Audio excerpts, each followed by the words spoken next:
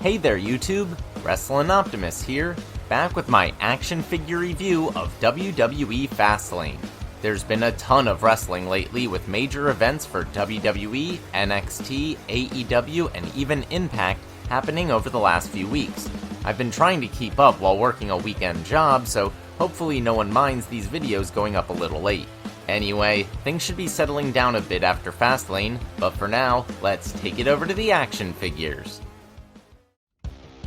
On the pre-show, Jade Cargill arrives in her ring gear for some reason and meets Triple H as they continue teasing her debut. Then, in your opening match, Cody Rhodes and Jey Uso take on the Judgment Day's Finn Balor and Damian Priest. Eventually, Dirty Dom and Rhea Ripley come out. She flirts with Jey and hits him with the Money in the Bank briefcase, but he kicks out. JD McDonough also comes out, but his distraction backfires, causing Priest to eat a crossroads through the announce table. Finn gets hit with a modified 1D and a crossroads for the 1-2-3 as Cody and Jey become your new, undisputed WWE Tag Team Champions.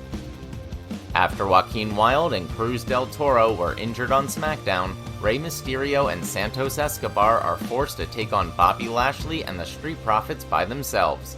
However, just when all seems lost, out comes Caribbean Cool himself, Carlito, to make the save. Rey and Santos take out Bobby and Dawkins with dives, while Carlito nails Montez with a backstabber for the win.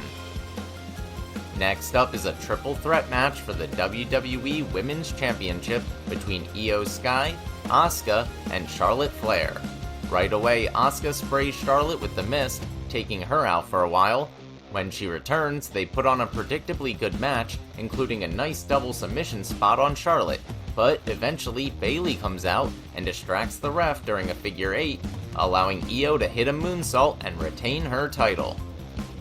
Pat McAfee, who did the voiceover for the opening video package, makes a live appearance with his commemorative Indianapolis Colts WWE title belt after doing College Game Day in Norman, Oklahoma earlier that day.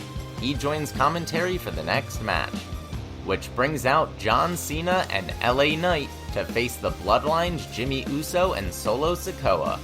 Cena starts things off and takes a beating from the heels, while Knight can only watch on from his corner. Eventually, he gets the hot tag though, and runs wild to a monster pop. The crowd goes even crazier when Jimmy gets knocked down, and Cena does a 5-knuckle shuffle. Knight finishes things off with a blunt force trauma for the win. Last but not least, in the main event, Seth Rollins defends his World Heavyweight Championship against Shinsuke Nakamura in a last man standing match. Nakamura focuses on Seth's back as they utilize kendo sticks, trash cans, tables, chairs, and even nunchucks. They brawl through the crowd and onto the stage, with Shinsuke firmly in control. They even fight on top of a ladder, but a spray of mist leads to Seth going through the commentary table. Then, later on, Seth puts Nakamura through a bunch of tables with a Falcon Arrow. He manages to beat the count, while Shinsuke can't, and Seth retains. Surprisingly, even though Seth is at his most vulnerable, Damian Priest doesn't cash in his Money in the Bank contract. Nothing spectacular, but that was a really solid, fun, and most importantly short premium live event. As Luke Owen from Wrestle Talk pointed out, there were 5 matches on this card, each with a hype package beforehand and plenty of time to breathe. Compare that with the 15 matches across 5 hours for AEW Wrestle Dream, which had no video packages in between. Even though I thought most of those matches were great, at some point it becomes excessive, and for the love of God, I need a bathroom break. So props to WWE for not trying to jam everyone on the card just for the sake of it. With that being said, the 90 minutes of actual in-ring action was anywhere from good to great, and although I don't agree with it, that tag title change was definitely a shock. Top it off with the return of Carlito, and Fastlane gets an 8 out of 10.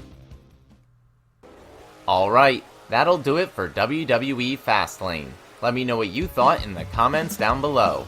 If you enjoyed the video, make sure to do all that normal YouTube stuff. Smash the like button, share with any wrestling or action figure fans you may know, subscribe to the channel, and spread the word.